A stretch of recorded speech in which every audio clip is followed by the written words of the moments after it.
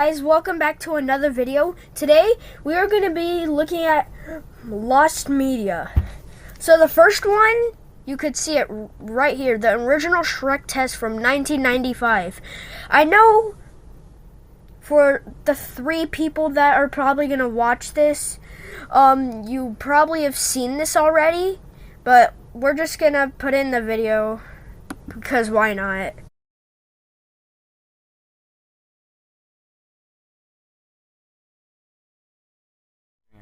And also, when it's not muted anymore, you're gonna hear another voice. That's gonna be my big brother. Okay?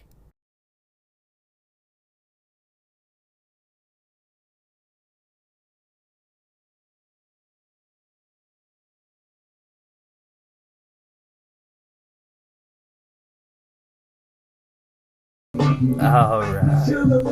What is this, bro? Literally, what is that? That is crazy. That is a terrible video. We need not watch that again. Okay, off to the next video. So this is the next video. It's the Blink 182 SpongeBob, Patrick, Squidward, and Sandy thing. So here it is. It's the full version. Yeah, it's the full version remastered in 4K. Yeah.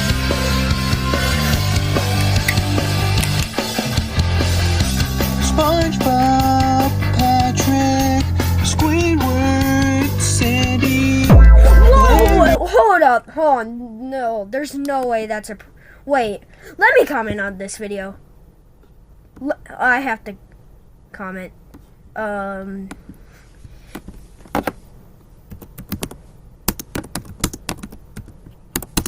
What the heck is Sandy doing? Alright. What? Yeah. Yeah. That's a W comment. Yeah, and then once you press it. Larry. Yo. Okay, off to the. They can see my feet kicking. Yo, guys, pay extra for the feet pics. Yeah. Okay, off to the next video. Okay, so guys, this is gonna be the next video called the Gumball Pilot from 2008. Yo, that's from when I was born, bro. Literally. I was literally born in 2008. That's Pilot crazy. named Gumball. It's yeah. Okay, buddy, today's the day we break out of school. As you can see, I've simplified the plan. It is now foolproof. And you know what to do, right? Right. Ready? Ready. Ready for what? Never mind. Hey, T-Rex! The T-Rex, I think, is actually still used. Same thing with the cactus. I think they use that cactus, too. Yeah. I think they use all these characters. I think it's just Gumball and... What's the fish's name? I just don't think they just remastered those characters. Yeah. What's that deal?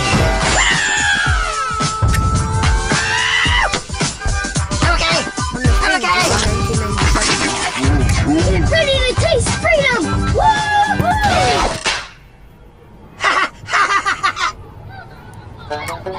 I think this is an episode Could have been worse. in this Little Gumball. I think this is an episode. Yeah, this aired only once. It's just called Gumball. That's crazy. Yeah. That's actually wild. Yeah. Okay, so guys, off to the next video. Okay, so guys, the next thing is Mario Takes America. So this was originally going to be like some sort of like learning game, I think, where like Mario takes America. Why is his hat backwards? He's taking America. Obviously, look at him. Yeah, he's taking America. That's what you do to take America. That's what you do. You gotta take America. Yeah. America. Yeah. This does not look like this. This is terrifying. I don't know Canceled why. CD. Whoa, Yeah. CD. Let's see if I can find any other images about it. There's one right here. Oh, here. Look. Yeah, it's a CD. Oh game. no. Yeah, it would be. No, yeah, it would be. It was just Yeah. they took like real world photos and stuff. You know, like Sesame Street is. Yeah. It'd yeah. be like that. Yeah, so here's another photo. I feel like that's about all for this.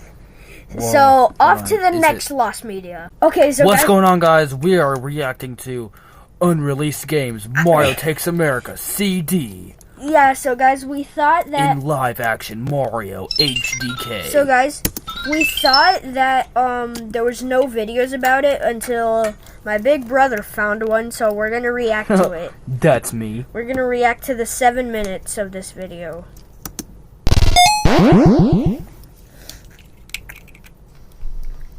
The Philips CDI was a very peculiar console, and if you've never heard of it, it's probably because it failed in the video game market.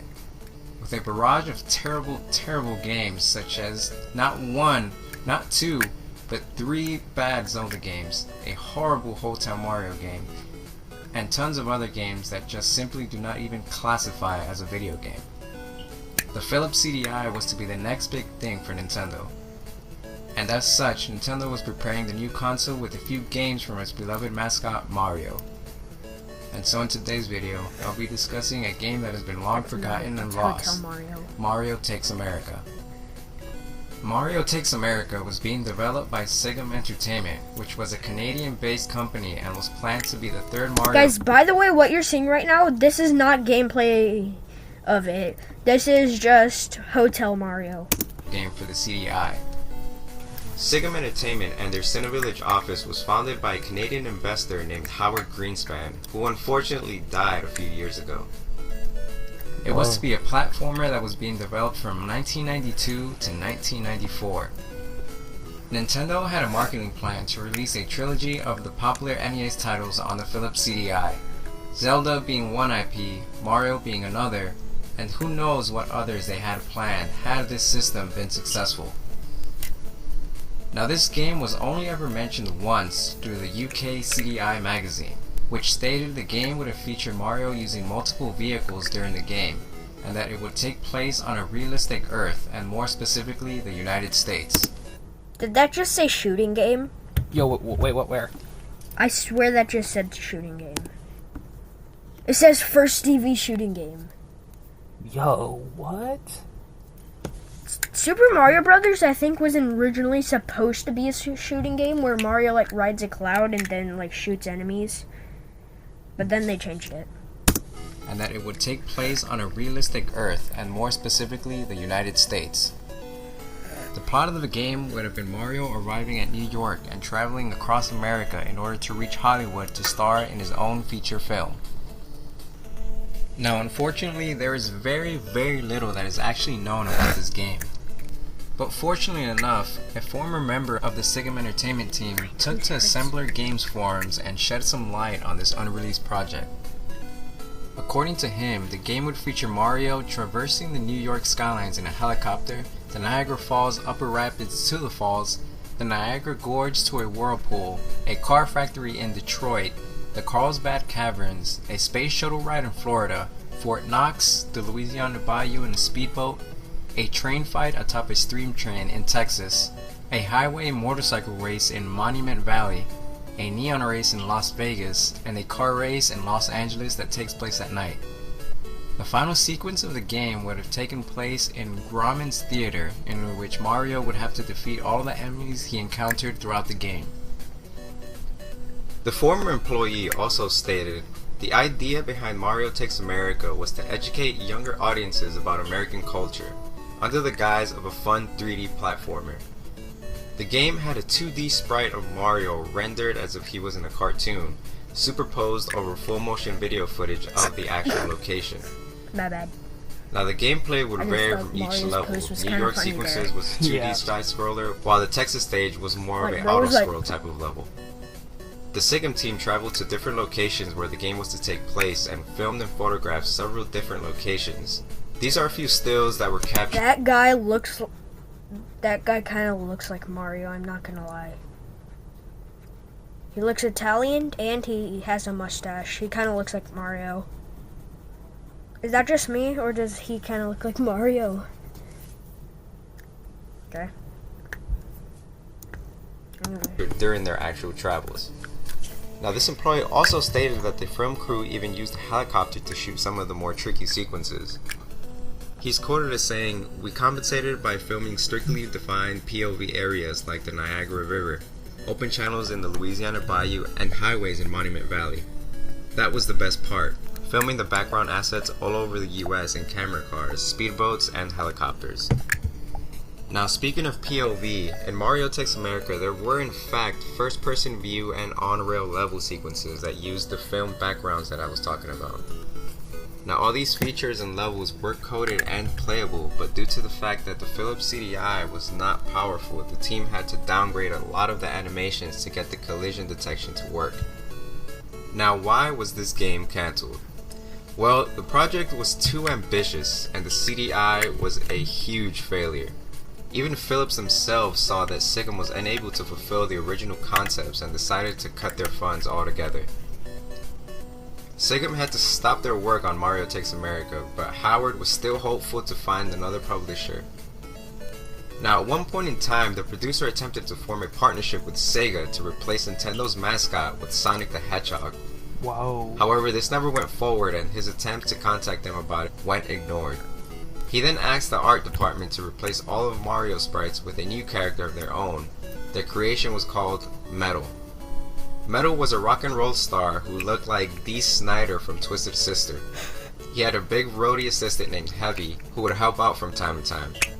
He was quoted as saying, "As I said, we simply renamed all the sprites and we had the reprogramming department plug the new sprites into the code."